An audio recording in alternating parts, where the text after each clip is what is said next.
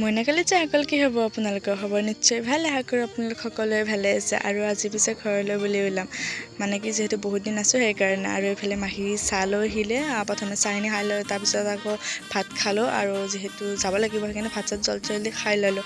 আৰু এইফালে আমাৰ কলিজাজনী দেখিছেনে, আজি তাই পিছে মোৰ তাত নাহে, দাদেকক পাইছে তাই, সেইকাৰণে বোলে মোৰ তাত আজি নাহে তাই বাৰু। আৰু বাছত উঠি কেনে ঘৰৰ ফালে যাত্ৰা কৰিলোঁ। আৰু ইমান যে ধুনীয়া বতাহ দিছিল, বহুত বেছি ধুনীয়া লাগিছে। কিন্তু আজি বাছত আহি, মানে মই বাছত আহি বহুত বেছি বেয়াই পাওঁ, কিন্তু আজি ভাল লাগিছে। তাৰপিছত বাছৰ পৰা নামি আকৌ টেম্পুৰ কাৰণে খোজকাঢ়ি আহি আছোঁ আৰু এইখিনি। তাৰপিছত ঘৰ আহি চিঙৰা আৰু গজাৰে ধুনীয়াকৈ চাহকাপ খাই ল'লোঁ। তাৰপিছত মাহঁতক চাব আহিলোঁ। মাহঁতে লাড়ু বান্ধাৰ কাৰণে মানে যোগাৰ কৰি আছে, যিহেতু আজি জন্মাষ্টমী।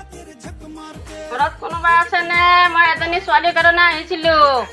দিবানে ছোৱালীজনী? অৰ্চনা মা, এজনী ছোৱালীৰ কাৰণে আহিছিলোঁ মই।